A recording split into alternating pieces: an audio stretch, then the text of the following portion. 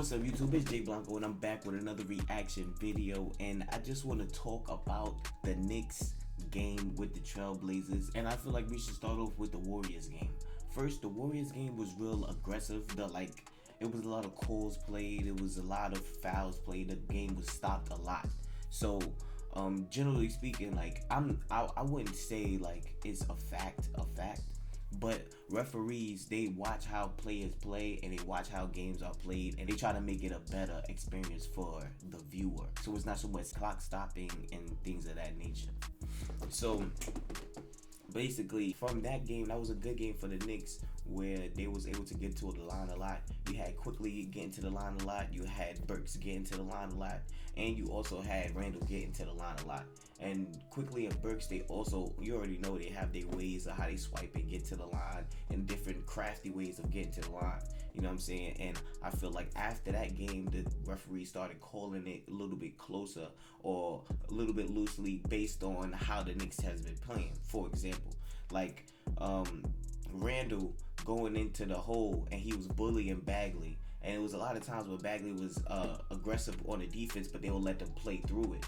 And then on the other end, they would do the same thing and they would call a foul on the Knicks. This was discouraging Knicks in that Timberwolves game, which where I feel like they could have won that game, but now they're playing defense and everything, it's called funny, it's called the calls are different. Early in the season, if you paid attention, early in the season, Randall was getting a lot of those swipe throughs, like when he had back down and he had swipe through and then go up for the jump shot. A lot of times he was getting the and one plays and stuff like that, and then as the season progressed, he started just getting the calls called on the floor, like it's on the fourth foul. They wouldn't call it for the going for the shot, even if he was in the shooting motion, because they knew that he was trying to get, like, he was intentionally trying to call the foul.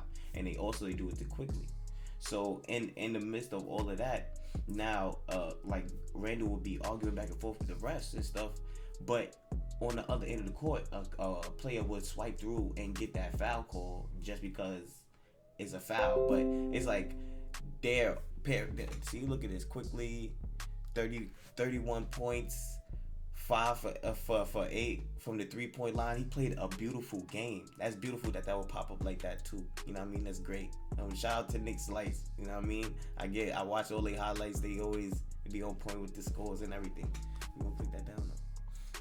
But you know what I'm saying? Like, it was just crazy on Randall's behalf because of the way the official playing him and watching him. The Warriors game, that was that. Then the Timberwolves going into that game, you got to understand how the referees is going to call based on how the players play. But if I swipe through, right? If anyone swipes through and it's a foul, they are intending to foul or they're intending to go for the shot. If it's a foul, it's a foul, whether they're intending to do it or not. So I don't feel like they should call it differently based on if the player is intentionally trying to do it or if it's just done because it's an actual foul. If it's a foul, it should be called. It shouldn't be ignored based on how the player plays, because there's rules in the game and these rules are put in the game to be followed, not for you to manipulate the rules based on how individual players play. But these games, that Timberwolves game that the Knicks lost, I feel like is a good loss for them, because at the same time they was able to realize that when they start to double Randall, that Randall has to kick it out and he has to find different ways to get the ball in his hands instead of when they start doubling, instead of like trying to get into the double and then trying to pass out of the double. You know what I'm saying? So it really taught the Knicks a lot, and I feel like in the Trailblazers game, you're able to see where they can take what they're learning and how they're losing in games and manipulate it and use it in games, because late in the game they was doubling Lillard and it got the ball out of his hands and got the Knicks as close as they was. He had hit 22 in a row before he missed in the last game. Now he hits 9 for 9 tonight, but the Knicks are down 10 with 2:45 remaining. Almost stolen is Randall with the steal. Randall drives on Jones. Layup is good. And that is a season high for him. Manuel Quickly connects again. Quickly from downtown. His 5th three-pointer, and he's tied his early career high of 23. Knicks looking to double team right here. In the backcourt, how to get across. Good job. Yep. And it's back to an 8-point game. Excellent double team. That's what they need to do.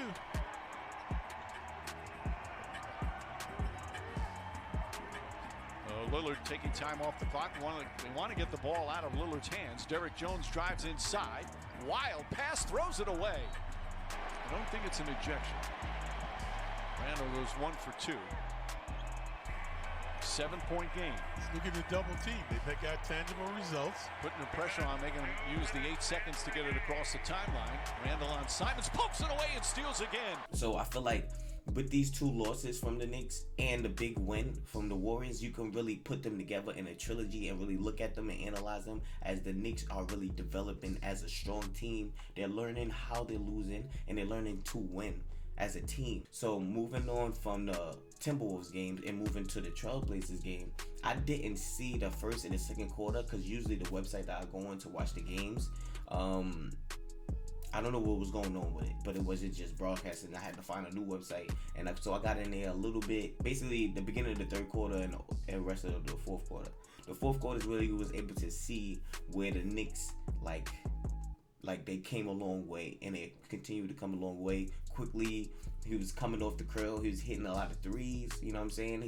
His floater was dropping. One thing I love about Quickly, yo, you really gotta give him his IQ props. You gotta give him his IQ props for that name, man. Because it was a segment in the game where when Randle was shooting one of his free throws, right?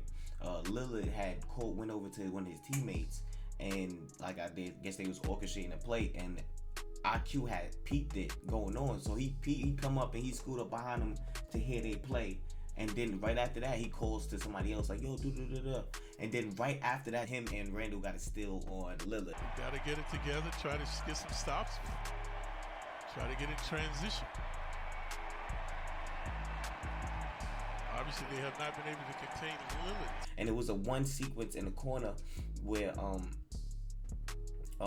he had a swipe through, and he shot a 3 for the 3, and they called it the 3 shots, and he was able to sink those his free throw shots. He would be the guy. He's been elusive off the dribble. There he comes baseline. They get it to him, and a foul on a 3-point attempt.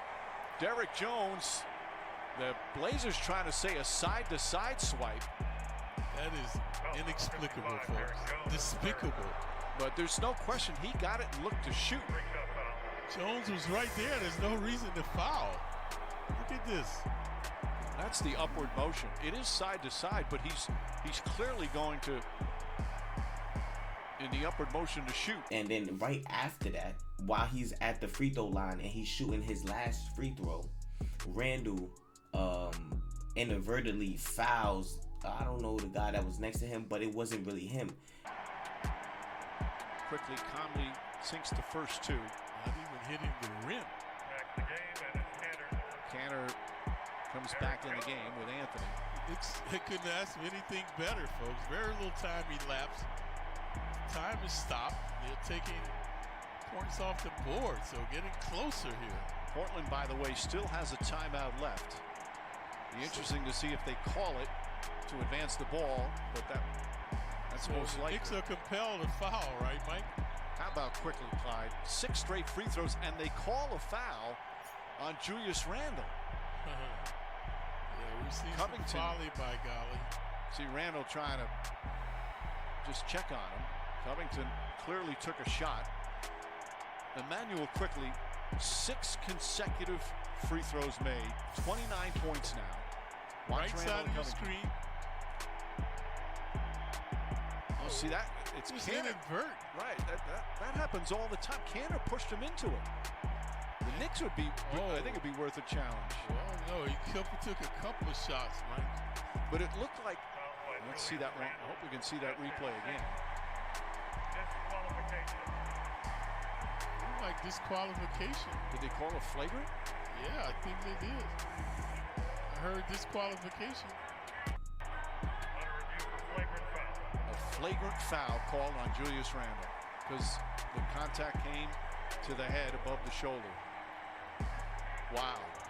Like they was all at the line, and Cantor hits Randle elbow, which protrudes it into the other guy's face, and then they call that a flagrant foul, which they then review it and they realize that that's what it was, and then they change the call to a foul, and the guy gets 2 shots. But regardless of the fact, like, so if a player, if I'm on a team and I push the opposing team into my player, that's a foul. Like, I don't know, and even when y'all sit there and review the footage, it's like I don't know. This is crazy.